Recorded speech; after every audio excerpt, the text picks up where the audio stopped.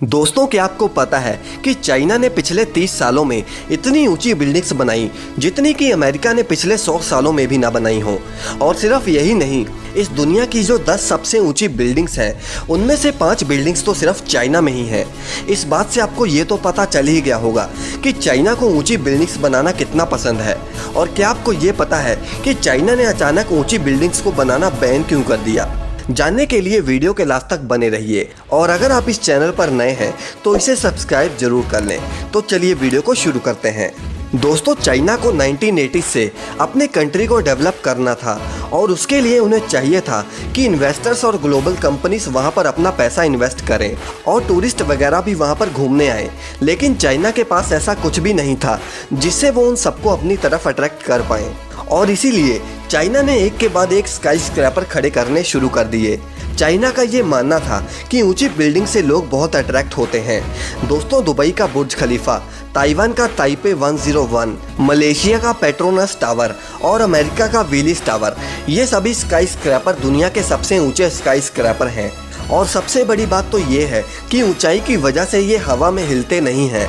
लेकिन आप इस चाइना के शेंजन शहर के स्काई स्क्रैपर को देखिए। ये टावर चाइना के सबसे ऊंचे टावर्स में से एक है। लेकिन कुछ दिन पहले ये टावर अपने आप हवा में हिलने लगा।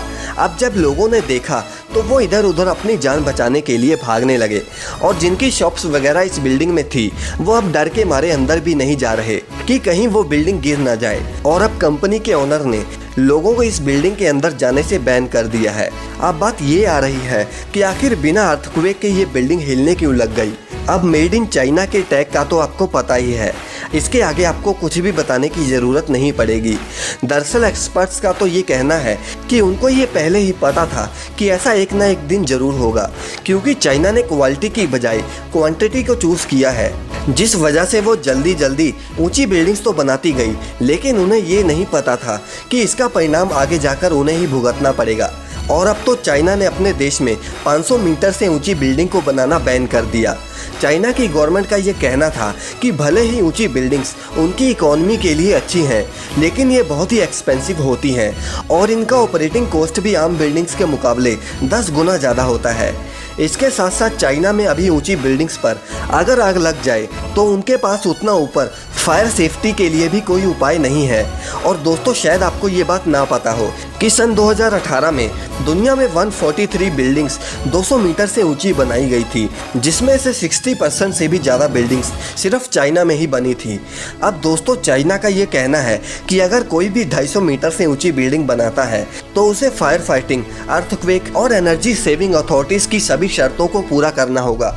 इसके साथ साथ चाइनीज गवर्नमेंट ने जो 100 मीटर से ऊंची बिल्डिंग है उसके अप्रूवल प्रोसेस को और भी ज़्यादा टफ कर दिया है, जिन्हें 100 मीटर की भी बिल्डिंग को बनाने के लिए कई सारे टेस्ट को पास करना पड़ेगा। और साथ ही में आपको ये तो पता ही होगा कि चाइना हर चीज़ की नकल करने में आगे है और इसीलिए उन्होंने आईफिल टावर जैसी कई बड़ी बड़ी बिल्डिंग्स को कॉपी करके चाइना में भी बनाया है, जिससे उन्हें ऐसा लगा कि उनकी इकॉनमी ऊपर जाएगी। लेकिन उन्हें इससे कोई भी फ़र्क नहीं पड़ा। चाइनीज़ गवर्नमेंट को अब ये पता चल चुका है कि अब उनकी बिल्डिंग्स की क्वालिटी बहुत ही ख़राब है और इसीलिए उन्होंने अब रोक लगा दी है कि अब कोई भी चाइना में 500 मीटर से ऊपर के स्काई स्क्रैपर नहीं बना सकता। तो दोस्तों, ये था आज का वीडियो। अगर आपको ये वीडियो पसंद आया तो इसे लाइक और शेयर ज़रूर करें और चैनल को सब्सक्राइब करना ना भूलें।